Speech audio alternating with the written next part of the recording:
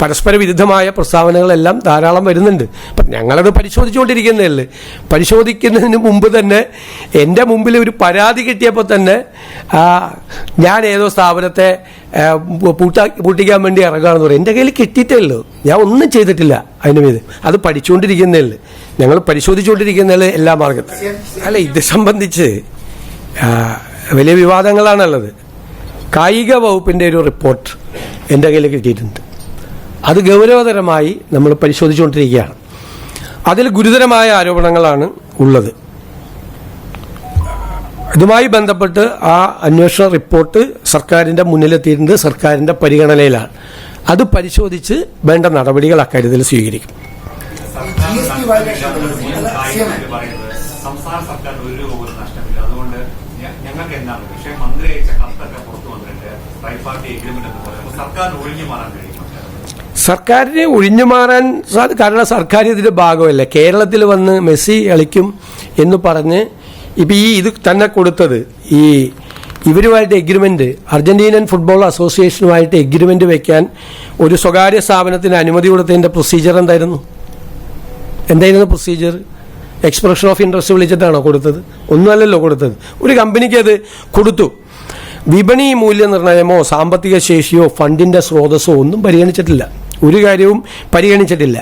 പിന്നെ ഇത് സംസ്ഥാന ഗവൺമെന്റും യഥാർത്ഥത്തിൽ ഇതിന്റെ പല കാര്യങ്ങളും അറിഞ്ഞിട്ടുണ്ടോ? പരസ്പര വിരുദ്ധമായ പ്രസ്താവനകളെല്ലാം ധാരാളം വരുന്നുണ്ട്. അപ്പം ഞങ്ങളത് പരിശോധിച്ചുകൊണ്ടിരിക്കുന്നതല്ലേ.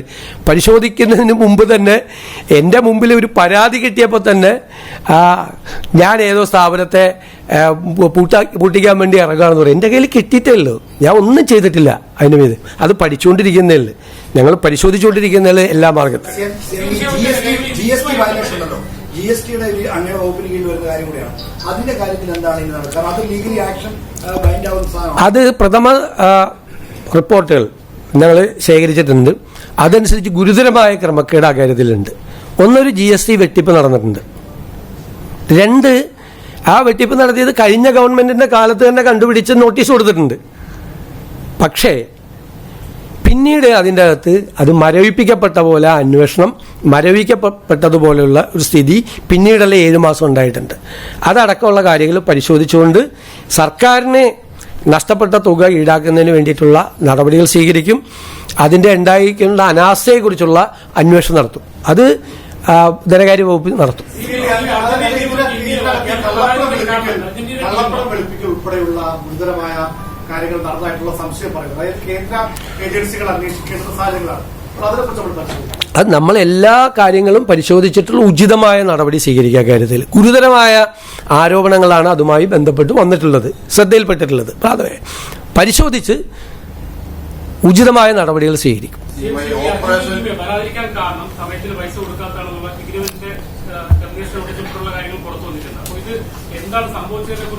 അന്വേഷണ പരിധിയിലെല്ലാം പെടുമല്ലോ. അന്വേഷണം നടത്തുമ്പോൾ എല്ലാം പെടുമല്ലോ, എല്ലാം പെടും. എത്ര രൂപ അവിടെ കൊടുത്തിട്ടുണ്ട്, അതിന്റെ ഫണ്ടിന്റെ സോഴ്സസ് എന്താണ് എന്നൊക്കെ അറിയണമല്ലോ. ഒരുപാട് കാര്യങ്ങൾ അറിയാനുണ്ട്.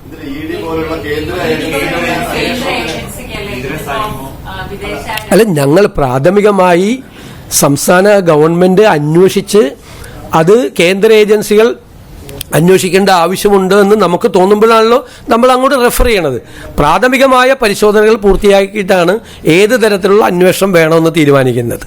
അത് ഈ പറയുന്നത് പോലെ FCRA ആക്ടിന്റെ വയലേഷനോ അങ്ങനെ എന്തെങ്കിലും സംഭവങ്ങൾ ഉണ്ടെങ്കിൽ അപ്പോൾ ആലോചിക്കും. ഇപ്പോൾ നമ്മൾ ഇത് പരിശോധിച്ചുകൊണ്ടാണ്. അപ്പോൾ ഉചിതമായ ഒരു അന്വേഷണം വേണം എന്നുള്ളൊരു അഭിപ്രായത്തിലേക്കാണ് എത്തുന്നത്.